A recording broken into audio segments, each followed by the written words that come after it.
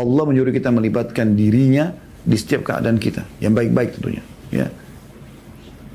Kalau maksiat Allah sudah larang, tapi kalau ibadah, libatkan Allah subhanahu wa ta'ala. Kenapa kita tidak libatkan Allah?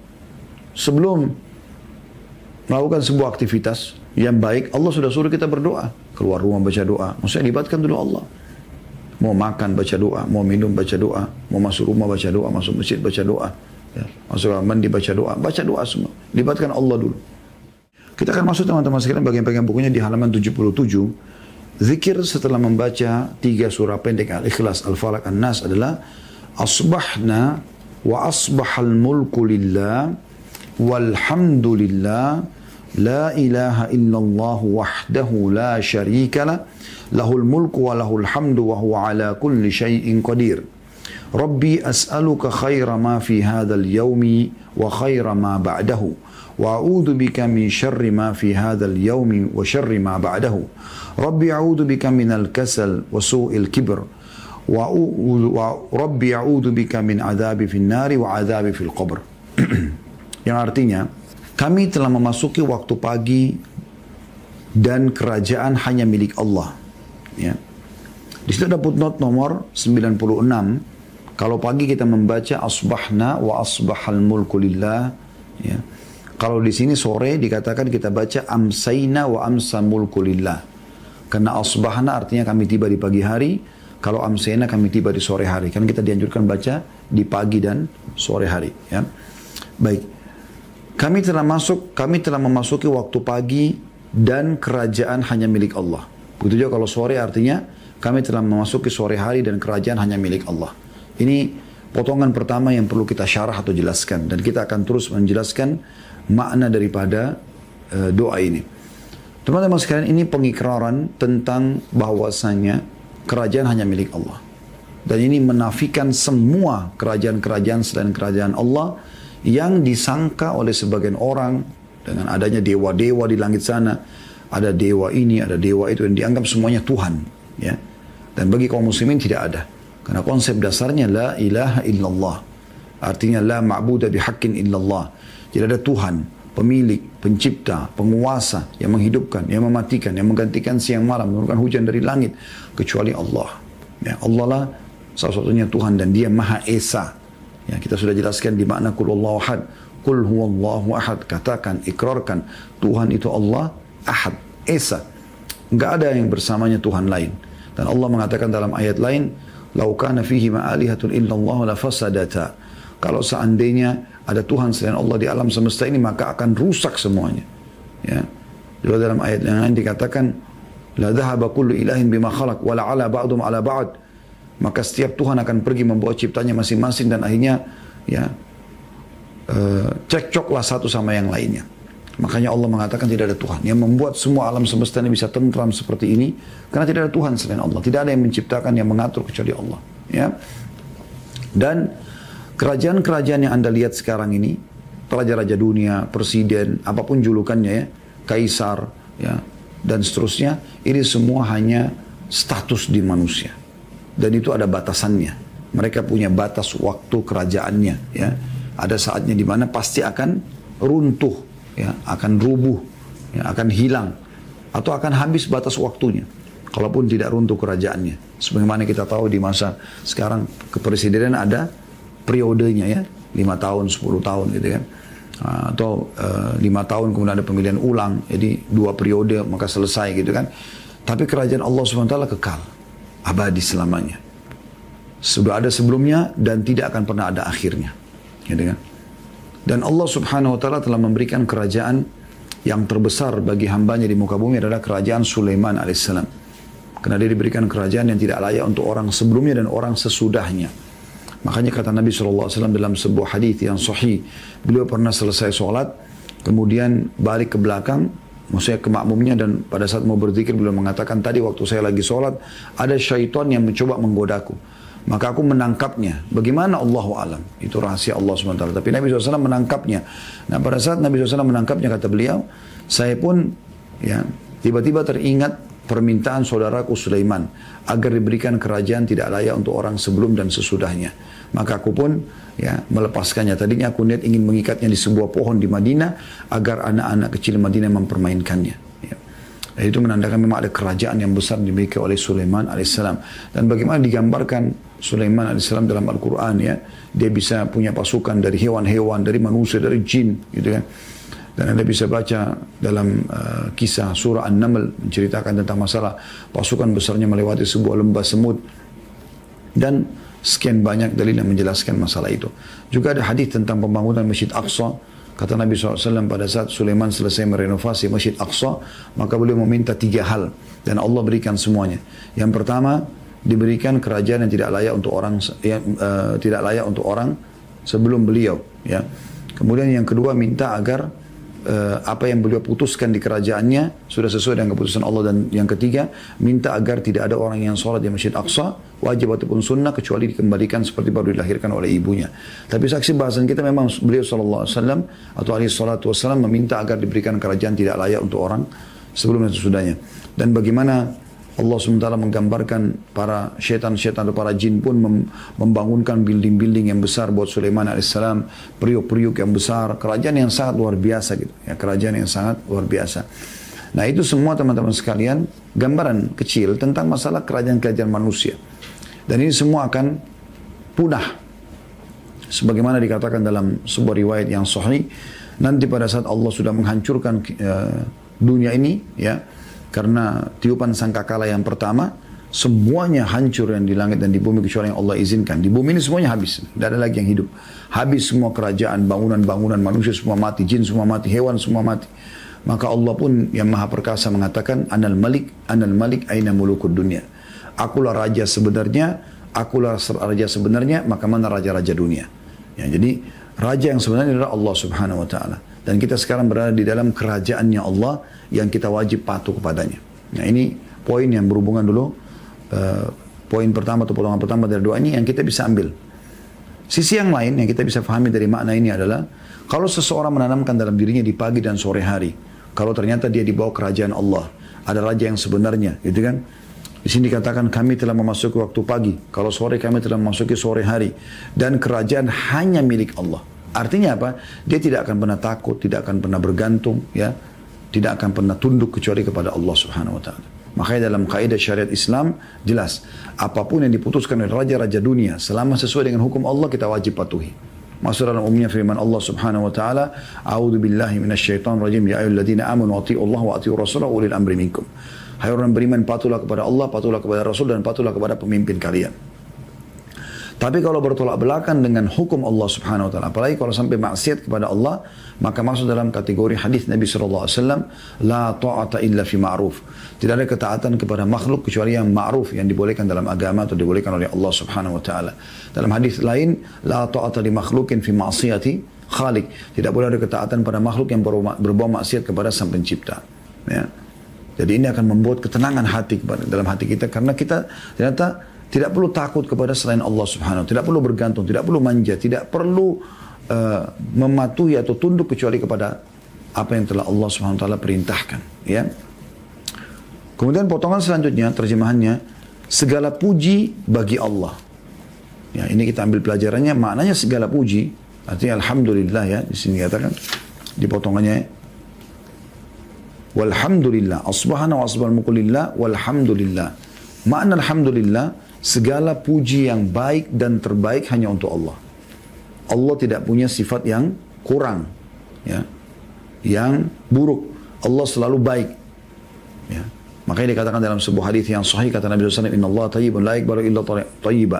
Allah itu sempurna, baik, ya. Semua puji-pujian yang terbaik padanya, dan tidak akan menerima kecuali yang baik pula. Allah punya nama-nama dan sifat-sifat yang mulia, semuanya jauh dari keburukan, semuanya jauh dari kekurangan. Ya, makanya kita untuk pelajari di ayat kursi, ya, salah satu kekurangan manusia adalah mereka mengantuk dan tidur, kan? Karena dengan itu mereka tidak bisa beraktivitas, mereka butuh untuk, ya, memperbaiki organ-organ dan sel tubuhnya, gitu kan? Dengan tidur, dengan istirahat, sehingga mereka bisa aktivitas lagi esok harinya. Tapi Allah katakan dalam ayat kursi apa tentang sifatnya? La ta'khuduhu sinatun wala naum. Allah tidak pernah ngantuk apalagi tidur, gitu kan? Dan kita sudah ceritakan bagaimana Musa alaihissalam sempat bertanya melalui Jibril alaihissalam, apakah Allah tidur? Maka Allah pun menyuruh Jibril menyampaikan kepada Musa agar memegang segelas air dan tidak menggerakkannya sampai ada perintah dari Allah. Maka Musa memegang sekian lama sampai Musa ngantuk. Pada saat ngantuk, jatuhlah gelas tersebut dan tumpahlah air itu. Maka Allah pada saat itu berfirman kepada Musa, hai Musa, kalau seandainya aku ngantuk, ya, maka alam semesta ini seperti air yang ada di gelasmu itu. Jadi Allah SWT punya sifat yang maha sempurna. Makanya kita mengatakan segala puji bagi Allah. Puji-pujian apapun yang sempurna hanya untuk Allah. Itu maknanya. Ya. Dan alhamdulillah termasuk zikir yang sangat mulia. Allah dirikan sebagai zikir bersyukur, berterima kasih kepadanya. Dan dengan itu masuk dalam firman Allah SWT dalam surah Ibrahim, A'udzubillahi minasyaitonirrajim, la in syakartum la azidannakum. Kalau kalian bersyukur saya akan tambah nikmat tersebut. Jadi kata kunci bertambahnya nikmat. Jadi sini kita sudah mengakui kerajaan Allah, kita pun bersyukur kepada Allah. Ya, sehingga nikmat-nikmat akan tetap dipertahankan dan diberikan oleh Allah Subhanahu wa taala. Dan kita tahu alhamdulillah ini dianjurkan baca selepas salat 33 gitu kan. Kemudian juga di pagi hari dianjurkan baca 100 kali ya. Ya, sudah saya bacakan hadisnya. Ada hadis saya ingatkan kembali. Kata Nabi SAW, siapa yang membaca Subhanallah 100 kali sebelum dan sesudah terbenam, sebelum terbit dan sebelum terbenam matahari. Jadi 100 kali pagi, 100 kali sore. Seperti habis asar begini Anda baca Subhanallah, kalau habis sholat asar subuh kan Anda baca 33. Anda tambah 100 jadi 133. Habis asar juga begitu. Baca zikir habis sholat 33, Anda jadikan 133. Setelahnya baca 100 untuk, ya maksudnya setelah 33 baca 100 untuk zikir sorenya. Kata Nabi SAW, siapa membaca 100 kali Subhanallah sebelum terbit matahari dan sebelum terbenam matahari, maka dia akan datang, dia akan diberikan pahala lebih afdal, lebih baik daripada memiliki 100 ekor unta. Jadi berapa nilai 100 ekor unta, itu lebih baik daripada 100 ekor unta. Kemudian kata Nabi SAW, dan siapa yang membaca Alhamdulillah, ini saksi bahasan kita. Alhamdulillah, itu dia baca 100 kali sebelum terbit matahari dan 100 kali sebelum terbenam matahari, maka dia akan mendapatkan lebih afdal daripada 100 ekor kuda digunakan untuk berperang di jalan Allah. Dan siapa yang membaca Allahu Akbar 100 kali sebelum terbit matahari, habis subuh sampai menjelang terbit matahari dan habis asar sebelum terbenam matahari, maka dia akan mendapatkan lebih afdal daripada membebaskan 100 orang budak. Dan siapa yang membaca La ilaha illallah wahdahu la syarikalah lahul mulku wa lahul hamdu wa huwa ala kulli syai'in qadir 100 kali sebelum terbit matahari dan 100 kali sebelum terbenam matahari, maka dia akan datang pada hari kiamat membawa pahala, tidak ada orang yang menyamai dia kecuali orang yang berbuat seperti dia atau lebih. Tapi saksi bahasan kita mengucapkan alhamdulillah 100 kali di pagi hari dan 100 kali sore hari, maka lebih afdal daripada memiliki memiliki 100 ekor kuda yang digunakan berperang di jalan Allah. Potongan yang ketiga, tiada Tuhan yang berhak disembah kecuali Allah semata, tiada sekutu bersamanya. La ilaha illallah wahdahu la syarikalah lahul wahdahu la syarikalah, sampai situ ya, potongan yang ketiga. Makna la ilaha illallah, tidak ada Tuhan yang berhak disembah kecuali Allah, artinya tidak perlu tunduk, tidak perlu patuh, dan yakinlah tidak ada pencipta apapun kecuali Allah. Manusia hanya bisa merakit, semua bahan-bahannya sudah Allah siapkan. Karena cipta itu dari tidak ada menjadi ada. Jadi sini kita pastikan lagi, kita mentauhidkan kembali diri kita, mengatakan bahwasanya tidak Tuhan yang berhak disembah. Ya. Karena yang disembah banyak, ada yang sembah patung, ada yang sembah pohon, ada yang sembah api, ada yang sembah bintang-bintang, matahari, jin. Nah, kita mengatakan tidak ada Tuhan yang berhak disembah. Karena yang lainnya semua batil, gitu kan? Kecuali Allah. Dan kita ikutkan dengan la syarikalah, tidak ada sekutu bersamanya. Allah tidak butuh sekutu. Allah tidak butuh sekutu. Dalam hadis qudsi, hadis riwayat Bukhari, kata Nabi SAW, Allah berfirman, ana agna syuraka ani syirk. Ya. Aku adalah yang paling berlepas diri dengan orang yang melakukan persekutuan. Allah tidak mau ada sekutunya, gitu kan. Man asyraka ma'iya ghairi taraktu wa syirku. Siapa yang mempartnerkan aku, menyekutukan aku dengan sesuatu, maka aku akan biarkan dia dengan sekutunya. Jadi nggak boleh. Ini perbuatan dosa yang paling Allah benci. Nggak boleh kita buat kesyirikan. Ya, Allah SWT mengatakan dalam surah An-Nisa, A'udzubillahi minasyaitonirrajim, Innallaha la yaghfiru an yushraka bihi wa yaghfiru ma duna dzalika liman yasha. Allah tidak akan pernah memaafkan orang yang meninggal dalam kondisi berbuat syirik, dan Allah masih memaafkan selain dosa itu. Dalam keyakinan ahli sunnah wal jamaah, orang kalau meninggal bukan syirik, bukan kekafiran tentunya, maka masih bisa diampuni oleh Allah. Dosa zina, dosa riba, masih ada kemungkinan tahta masyiah diistilahkan, di bawah naungan Allah. Tentu dia terancam, bisa dihukum, bisa dimaafkan, bisa dihukum. Tapi kalau syirik, Anda meninggal berbuat syirik, dukun-dukunan, ya, terutama yang dukun yang paling banyak ini, ya, berbuat kesyirikan, ya, atau menggunakan benda-benda, ya, yang dianggap jimat, sebagaimana kata Nabi SAW, man 'allaka tamimatan faqad asyrak, siapa yang menggantungkan jimat di tubuhnya maka dia telah berbuat kesyirikan. Maka kalau dia meninggal tidak sempat taubat, maka ini sudah tidak akan diampuni oleh Allah Subhanahu wa taala. Potongan keempat, ya. Lahul mulku walahul hamdu wa huwa ala kulli syai'in qadir. Miliknya lah kerajaan semesta ini.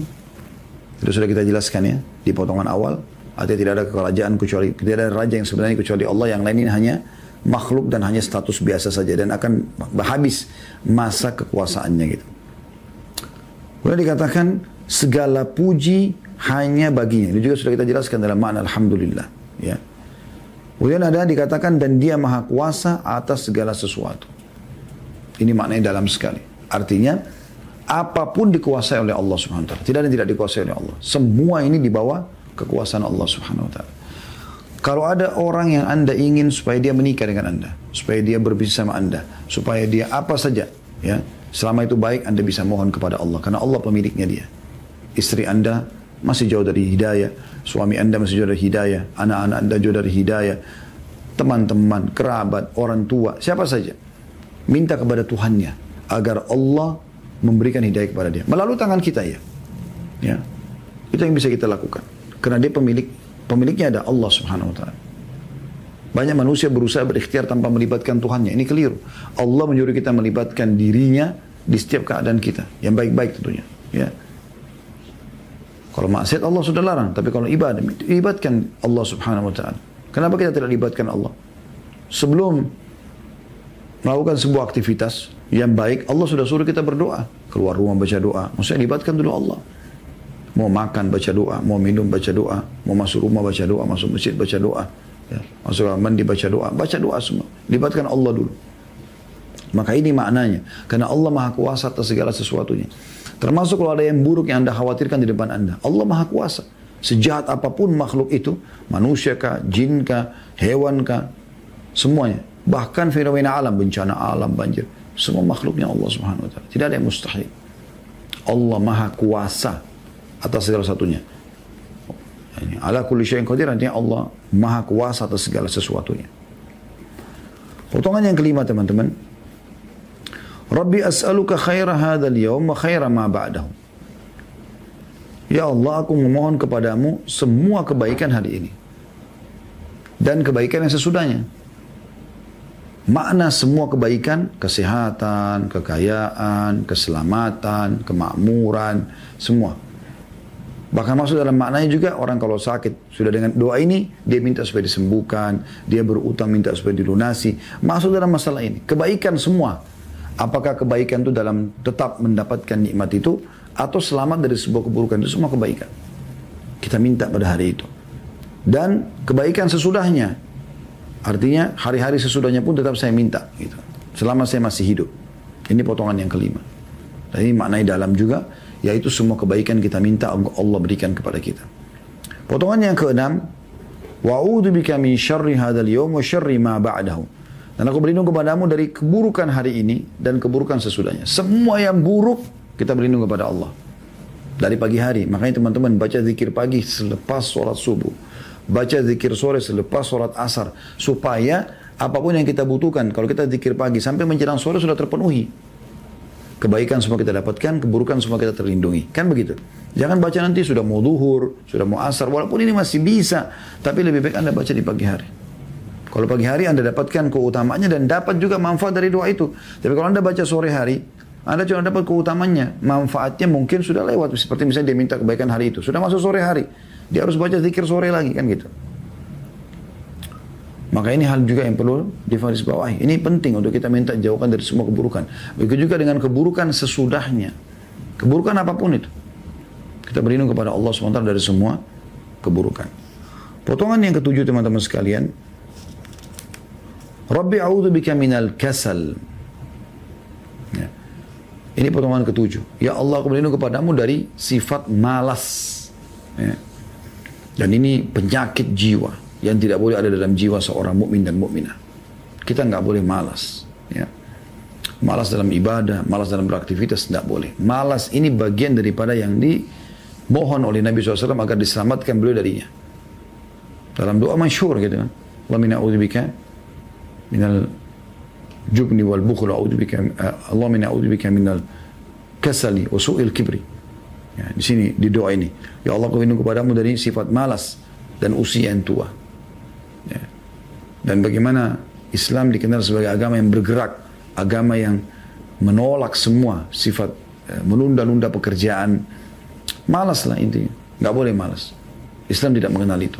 Bergerak sendiri, beraktivitas. Darurat butuh bantuan orang, minta orang, tapi kita bergerak. Ya, ini nggak boleh ada dalam sifat seorang mukmin. Orang mukmin selalu bergerak. Ya, saking besarnya motivasi dalam Islam sampai kata Nabi SAW, kalau di tangan kalian ada di tangan salah seorang dari kalian ada bibit tanaman dan dia tahu besok terjadi kiamat, tanamkanlah, tetap tancapkan karena optimis. Ya.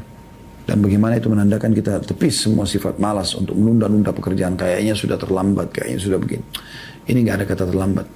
Saya dulu melihat sendiri di depan mata saya teman saya namanya Abu Bakar, ya, orang dari Senegal, kulit hitam, orang dari Afrika.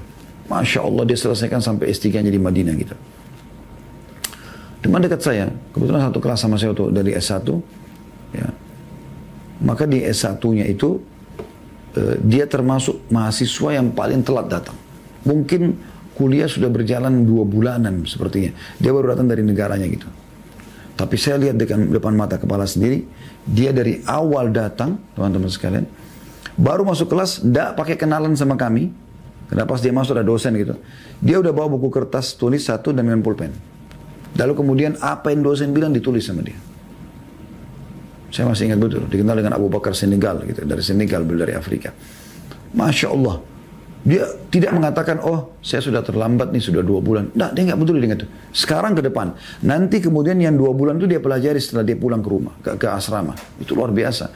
Dan dengan rajinnya dia itu, akhirnya dia jadi mahasiswa prestasi di kelas. Walaupun dia sudah telat 2 bulan. 2 bulan itu bukan waktu sedikit. Kita tiap hari kuliah. Satu pekan 5 hari. Waktu itu kami libur Kamis dan Jumat gitu kan. Jadi mulai dari Sabtu, Ahad, Senin, Selasa, Rabu itu 5 hari kita kuliah. Di Saudi waktu itu liburnya, waktu kami ya, di angkatan kami itu, liburnya Kamis dan Jumat. Sekarang kalau salah ada perubahan sedikit.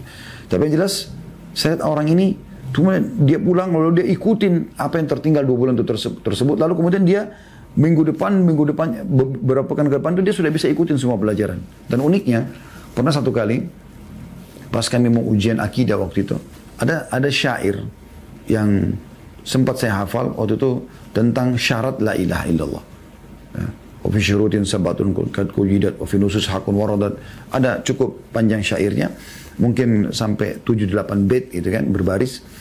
Intinya teman-teman sekalian, saya pas berdiri depan fakultas kami, fakultas dakwah, Abu Bakar datang, tegur saya gitu, sapa saya. Setelah salam dia bilang, Khalid, ada lagi nggak yang bisa kau tambahkan ke saya ini? Mau ujian nih? Sebentar lagi masuk kelas nih.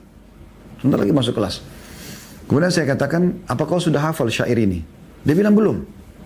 Saya bilang coba hafal. Subhanallah dia berdiri di situ.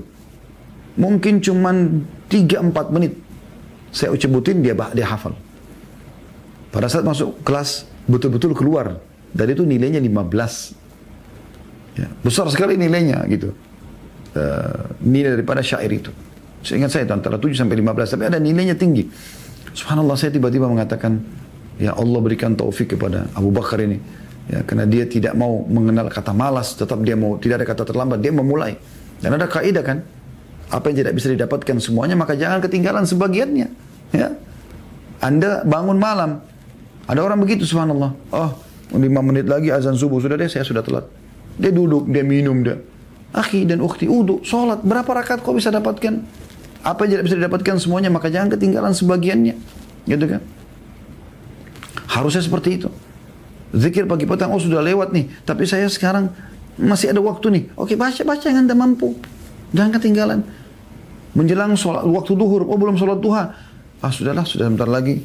azan 1 jam lagi sudah jam 11. Baik, masih bisa. Masih ada 1 jam, masih setengah jam, masih bisa sholat 2 rakaat minimal.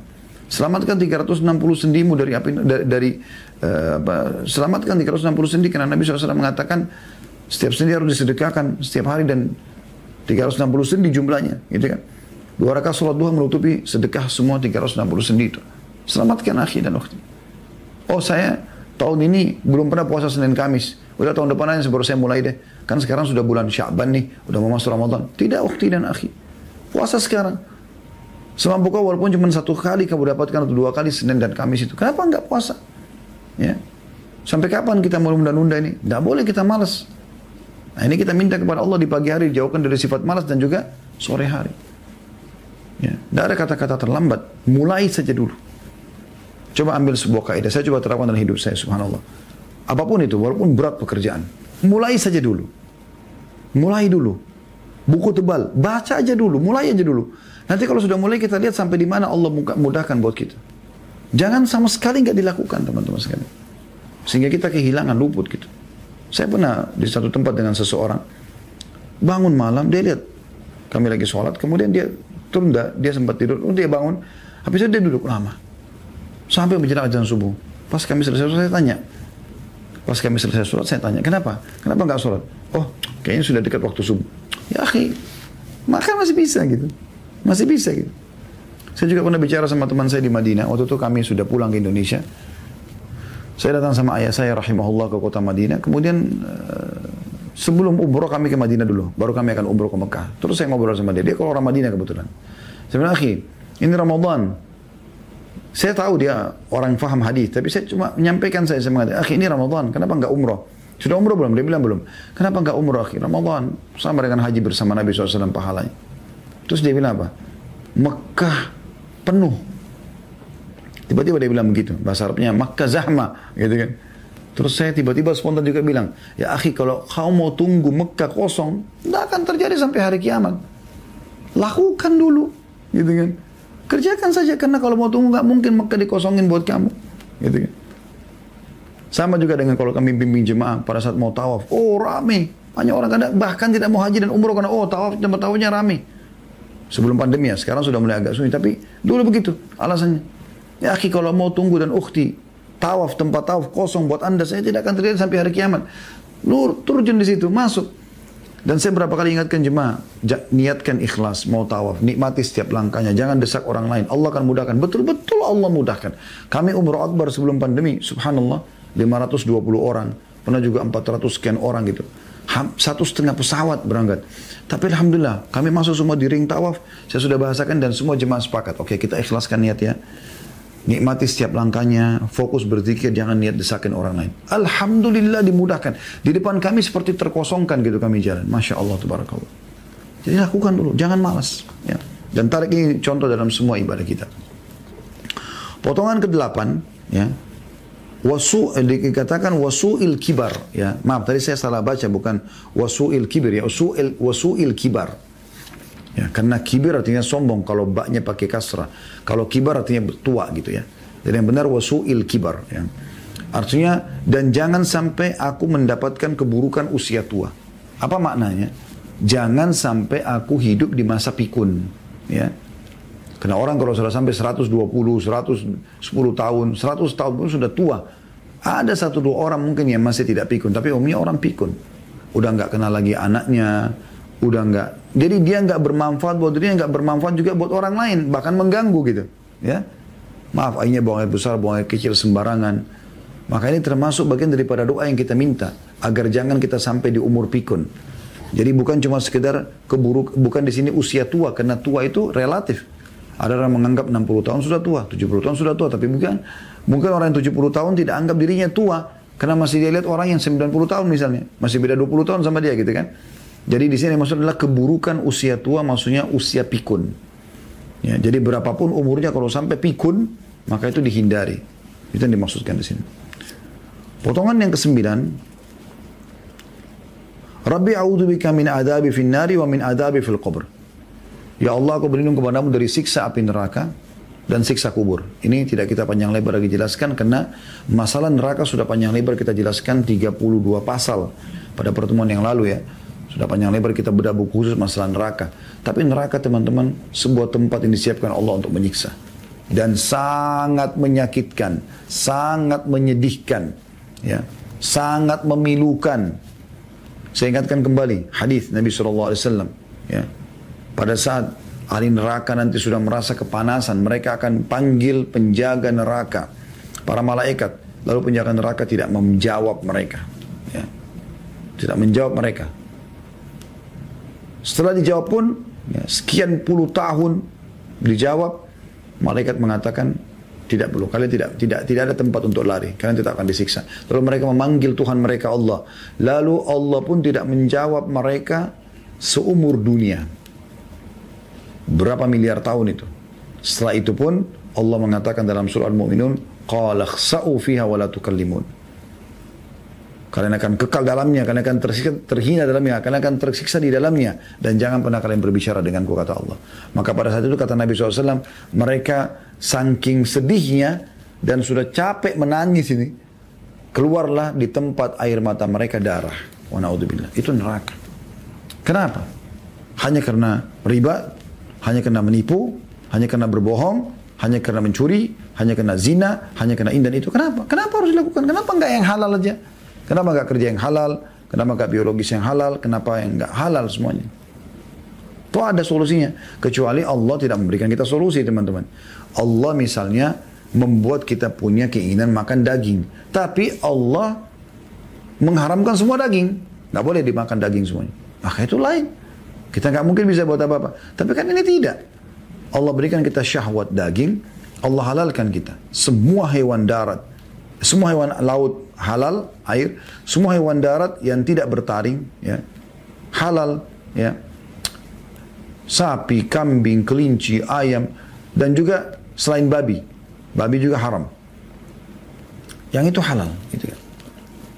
Kemudian juga udara, yang hewan burung yang mencengkram seperti elang dan segala macam, itu yang dilarang. Yang lainnya boleh dimakan, burung merpati, ya, misalnya angsa dan seterusnya. Nah, ini ada solusi, bukan tidak ada. Allah larang, berikan kita syahwat suka dengan lawan jenis. Allah berikan kita pernikahan, solusinya ada. Kan gitu. Ada jalan keluar, bukan tidak ada. Nah itu. Jadi kita tidak perlu memasukkan diri kita ke dalam api neraka. Begitu juga dengan siksa kubur di sini. Siksa kubur. Dan kata Utsman bin Affan radhiyallahu anhu, inilah awal, ya, kehidupan akhirat. Siapa yang selamat di sini maka akan selamat setelahnya. Rabi' ibn Hutsaim rahimahullah, seorang ulama tabi'in, pernah menggali liang lahat di belakang rumahnya, kemudian dia masuk ke dalam. Setiap hari beliau masuk. Kemudian beliau selalu membaca firman Allah Subhanahu wa taala, itu kan. Qala rabbi irji'un la'alli a'malu shalihan fima tarakt. Nanti orang-orang yang meninggal dalam keadaan kafir, maksiat, kurang ibadahnya, dia akan mengatakan, ya Allah, kembalikanlah aku ke dunia, ya, agar aku bisa berbuat amal soleh yang dulu aku, selain daripada apa yang dulu aku kerjakan. Tapi sudah tidak ada manfaatnya, maka dia mengatakan, wahai Rabi', ya, perbanyaklah ibadah, paksakan dirimu ibadah sebelum datang waktu penyesalan. Maka dengan itu beliau tidak pernah ketinggalan ibadah-ibadah yang mulia, ya. Kemudian ada di footnote juga di situ, perlu kita lihat di bawah, ya. Ada footnote nomor 96 tadi sudah saya bacakan. Kalau pagi kita bilang asbahana wa asbahan mulku lillah, ya, kami tiba di pagi hari bersamaan dengan kerajaan hanya milik Allah. Dan kalau sore amsena wa amsal mulku lillah, kami tiba sore hari dan kerajaan hanya milik Allah. Ada juga tambahan di bawah, kan kita bilang tadi, Rabbi as'aluka khaira hadal yawm. Kalau pagi, ya Allah, aku minta kebaikan hari ini, wa khaira ma ba'du, dan kebaikan sesudahnya, wa a'udzubika min syarri hadzal yaum, dan aku berlindung kepadamu dari keburukan hari ini, wa syarri ma ba'da, dan keburukan setelahnya. Nah, kalau sore kita ganti. Ada footnote, ya, di bawah, footnote nomor 97. Bila sore dia membaca Rabbi as'aluka khaira ma fi hadhihi al-laila wa khaira ma ba'daha. Dia diganti, ya, yaum menjadi laila, karena yaum diartikan dengan siang hari, ya. Sementara laila adalah malam hari. Ya Allah, aku mohon kepadamu kebaikan yang ada pada malam ini dan kebaikan yang ada sesudahnya. Wa a'udzubika min syarri ma fi hadhil laila wa syarri ma ba'daha. Dan aku berlindung kepadamu dari keburukan malam dan keburukan yang ada setelahnya. Hadis ini diriwayatkan Imam Muslim jilid 4 halaman 2088. Kita masuk setelahnya, teman-teman sekalian, zikir yang kedua pada sore ini. Allahumma bika asbahna, wa bika amsayna, wa bika nahya, wa bika namutu, wa ilaikan nusyur. Artinya, ya Allah, Allahumma, bika asbahna, dengan nikmat dan pertolonganmu lah kami masuki pagi hari ini. Ini potongan pertama dari doa dan langsung kita masuk kepada syarah atau penjelasannya. Artinya kita betul-betul mengakui semua yang membuat kita bisa bergerak pada pagi itu. Semuanya, urat-urat saraf kita berfungsi, anggota tubuh kita berfungsi, mata bisa melihat, telinga mendengar, segala macam ini, itu adalah nikmat dari Allah Subhanahu Wa Taala. Maka kita mengatakan, ya Allah, nikmat dan pertolonganmu lah yang membuat kami bisa masuki pagi ini. Ya, ini mengikrarkan tentang nikmat Allah Subhanahu Wa Taala kepada kita. Wabika amsayna, dan juga dengan nikmat dan pertolonganmu pun kami akan memasuki sore hari. Ini potongan yang kedua. Jadi pagi kita minta mengakui bahwasanya nikmat Allah yang membuat kita bisa bergerak seperti ini aktivitas. Dan yang kedua adalah sore hari pun sama. Dan ini menandakan memang pagi dan sore berbeda waktunya ya. Sebagaimana juga Nabi SAW mengatakan sesungguhnya malaikat sip-sipan ya. Malaikat pagi sampai sore, sore sampai pagi lagi gitu kan. Mereka saling bergantian. Kemudian potongan yang ketiga, wabika nahya, dan dengan nikmat dan pertolongan kami bisa hidup. Nah, kalau bukan Allah kita tidak akan bisa hidup. Berarti hidup pun sebuah nikmat yang luar biasa yang Allah berikan untuk digunakan dalam ketaatan kembali kepada surah Az-Zariyat ya. Sehingga saya surah nomor 52 ayat 56 ya. A'udzu billahi minasyaitonir rajim wa ma khalaqtul jinna wal insa illa liya'budun. Aku tidak ciptakan jin dan manusia kecuali untuk beribadah kepadaku. Itu target utama. Tidak ada tujuan lain kita di muka bumi ini kecuali ibadah. Ibadah tunduk, patuh kepada semua apa Allah perintahkan. Apa yang Allah perintahkan, apa yang Allah cintai, kita lakukan. Apa yang Allah larang, kita jauhi.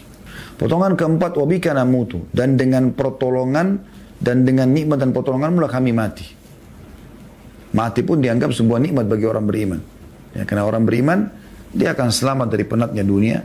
Sebagaimana dalam hadis Bukhari dijelaskan, pada saat ruh orang mukmin diangkat ke langit setelah dicabut oleh malaikat maut, maka banyak ya orang-orang malaikat sedang membicarakan tentang dia, lalu ada malaikat yang mengatakan, biarkan dulu dia tenang karena dia baru saja ya lepas dari penatnya dunia. Gitu kan? Ya, itu sebuah nikmat. Dan itu dengan pertolongan Allah SWT. Di sini itu tidak masuk orang-orang kafir, orang musyrik, orang munafik, karena mereka disiksa oleh Allah SWT. Ini hanya akan jadi nikmat kematian bagi orang-orang beriman. Kemudian yang terakhir, potongan yang keenam adalah yang kelima ya. Yang kelima, wa ilaikan nusyur. Dan kepadamu lah kami akan dikembalikan. Artinya, kepadamu kami akan kembali kepada kehidupan. Maksudnya kepada apa yang kau tentukan ya Allah. Ya, makanya tadi di siang hari sudah sempat kami singgung di bahasan masalah bekal menuju kepada kematian. Ada statement yang menarik dari Fudail bin Iyad rahimahullah, seorang ulama tabi'in. Saya ingatkan kembali kalau yang ikut tadi siang ya. Kalau yang belum ikut tadi maka ini saya ingatkan. Ini sebuah statement yang menarik gitu. Fudail bin Iyad pernah di usia tua beliau pernah bicara sama seseorang yang sebaya dengan beliau sudah 60 tahun gitu. Kata Fudail bin Iyad, berapa umurmu sekarang? Dia mengatakan 60 tahun. Kata Fudail bin Iyad, kalau begitu kau sudah 60 tahun menuju ke Tuhanmu dan sebentar lagi kau sampai. Orang itu mengatakan, inna lillahi wa inna ilaihi raji'un. Artinya dia mengucapkan kalimat sirja, kami milik Allah, kami akan kembali kepada Allah. Karena 60 tahun sudah berlalu, berarti sudah dekat mau pulang nih. Persiapan siap nggak gitu? Bekal cukup nggak gitu? Maka kata Fudail bin Iyad, kau tahu apa maknanya kalimatmu itu? Kalimat inna lillahi wa inna ilaihi raji'un. Ini kan biasa di Indonesia dibaca kalau ada kematian aja. Sebenarnya tidak. Ini setiap hal yang kita anggap musibah buat kita walaupun kecil, kita mengatakan inna lillahi wa inna ilaihi raji'un. Maka kata dia, orang itu terdiam. Kata Fudail bin Iyad, artinya kami adalah hamba Allah dan kami akan kembali kepada Allah. Ya. Wa inna ilaihi raji'un, dan kepadanya kami akan kembali. Ya kan? Dibangkitkan dan akan kembali kepada Allah. Dan setiap orang yang akan kembali kepada Tuhannya, dia akan diberdirikan. Dan setiap orang yang diberikan akan diminta pertanggungjawabannya. Dan setiap orang yang diminta pertanggungjawaban harus memiliki jawaban, maka persiapkan untuk itu. Maka orang itu mengatakan, kalau begitu apa solusinya? Di antara 60 tahun ini ada dosa, ada amal. Amal pun saya tidak tahu diterima atau enggak gitu. Apa solusinya? Kata Fudail bin Iyad, sederhana. Kau mengisi dengan amal soleh waktumu sekarang yang masih ada, dengan taubat kepada Allah, maka dimaafkan seluruh yang lalu, Tapi kalau kau isi dengan keburukan sekarang ke depannya, maka kau akan dihisab oleh Allah masa lalumu dan masa depanmu. Maka ini sebuah wasiat yang baik sekali. Kita harus menyadari kita akan kembali kepada Allah di pagi dan sore hari. Di pagi hari kita selalu diingatkan, wa ilaihin nusyur, wa ilaikan nusyur, wa ilaikan nusyur. Kepadamu kami akan kembali, kepadamu kami akan kembali. Ini renungi maknanya. Hadis ini diriwayatkan oleh Tirmidzi jilid 5 halaman 466 dan juga disebutkan oleh Syekh Albani dalam Sahih At-Tirmidzi jilid 3 halaman 142. Ada putun nomor 99 di situ teman-teman sekalian. Dikatakan kalau sore hari bacanya Allahumma bika amsayna. Kan tadi kalau pagi Allahumma bika asbahna. Ya Allah dengan nikmat dan pertolonganmu lah kami masuk di pagi hari kalau bika asbahna. Allahumma bika asbahna. Kalau sore kita ganti Allahumma bika amsayna. Ya Allah dengan nikmat dan pertolonganmu lah kami tiba di sore hari ini. Ya. Wabika asbahna dan dengan pertolongan dan nikmatullah kami tiba nanti besok di pagi hari, gitu ya. Kemudian wabika nahyi wabika namutu ini sama, terakhirnya diganti wa ilaikal masir. Ya. Tapi maknanya sama ya. Kalau pagi wa ilaikan nusyur, kalau sore wa ilaikal masir. Maknanya sama-sama, kembali kepada Allah. Tapi wa ilaikan nusyur, nasyr artinya dibangkitkan lalu dikumpulkan, gitu kan. Kalau masir adalah jalan yang ditempuh. Sama. Artinya semuanya dikembalikan kepada Allah subhanahu wa ta'ala. Nah ini yang kita baca. Zikir yang kedua yang kita pelajari pada sore hari ini. Selanjutnya kita akan membaca zikir yang ketiga pada sore hari ini yaitu Sayyidul Istighfar. Atau tuannya istighfar. Kita semua butuh dengan istighfar dan taubat kepada Allah subhanahu wa ta'ala atas segala kesalahan kita. Dan ini sebuah nikmat yang besar yang Allah mudahkan kepada kita. Karena setiap orang dan kita bisa buat salah, gitu kan. Tapi Allah dengan kemahamurahannya masih memberikan pintu pemaafan, membukakan pintu pemaafan. Dan Allah punya sifat afu, artinya selalu memaafkan setiap kesalahan. Dan tidak akan pernah jenuh untuk terus memaafkan gitu. Kemudian juga dalam sifat Allah yang lain, Ghafur, ya, yang meleburkan, menghabiskan semua kesalahan-kesalahan gitu. Tawwab yang suka menerima taubat dan kembalinya hamba-hambanya walaupun berulang-ulang gitu ya. Nah di antara yang dianjurkan sekali dibaca di pagi dan sore hari tuannya istighfar itu. Maksudnya tuannya ini yang paling ya besar manfaat istighfar ada pada zikir ini gitu. Ya. Dari semua jenis kalimat istighfar.